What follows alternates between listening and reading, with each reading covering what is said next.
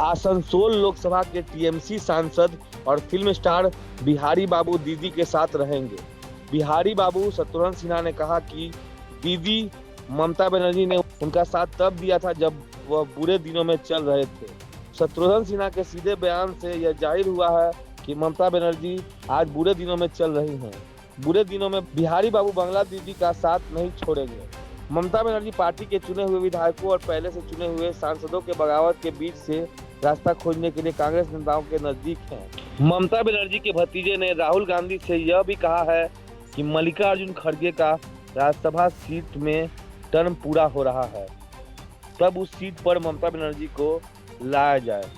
वहां जो कुछ घट रहा है उसके बारे में तरह तरह की बातें की जा रही है, परंतु यहाँ पश्चिम बंगाल में बहुत अच्छी और संतोषजनक खबर ममता बनर्जी को राहत देती है। शत्रुघ्न सिन्हा जब भाजपा से पटना के सांसद रहते थे तब वह नरेंद्र मोदी के आलोचक हो गए थे। आज वे पूरी निष्ठा से ममता बनर्जी के साथ रहने का ऐलान कर रहे हैं और इस तरह वे एक बड़े भाई की भूमिका में खड़े हैं। सबसे पहले तो मैं अपने आसनसोल और बंगाल की जनता का आभार प्रकट करना चाहूंगा कि उन्होंने इतना प्यार मान सम्मान दिया और मुझे लगातार बहुत अच्छी जीत हासिल करवाई।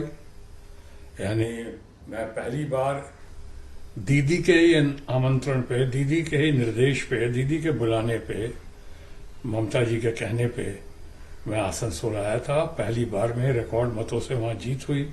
देश में पहला उपचुनाव था, वो जीत हासिल की। उसके बाद दूसरी बार भी बहुत अच्छी खासी जीत हासिल हुई।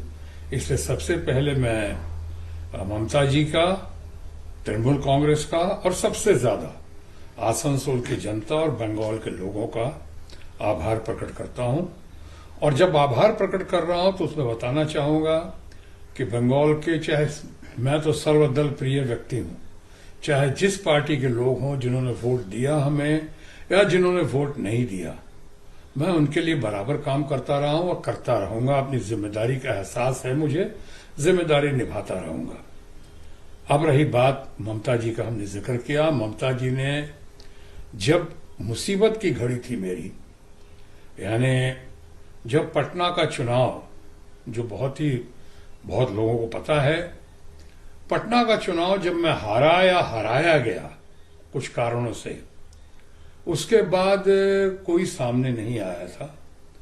और अभी चंद साल पहले की बात है, 19 की बात है मेरा ख्याल है, और कोई सामने नहीं आया। एक ही महिला, एक ही नेत्री, एक ही नेता ममता बनर्जी मेरे सामने आई।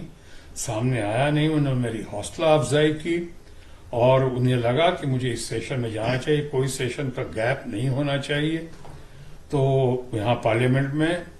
इसलिए उन्होंने मुझे कहा चुनाव लड़ने का, और उनके आदेश को अध्यादेश मानता हुआ मैं आसनसोल पहुंचा।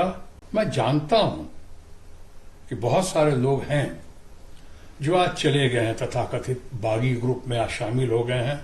कोई बात नहीं, वो लोग भी अच्छे लोग हैं, मेरे तो मित्रगण हैं और मैं उनका भी आभारी हूं जिन्होंने दूसरी पार्टी से या भारतीय जनता पार्टी से या अन्य पार्टी से भी, या अन्य लोगों ने जिन्होंने मुझे निमंत्रण दिया, मुझे अपने साथ जुड़ने को कहा, आने को कहा, या बागी ग्रुप में शामिल होने को कहा।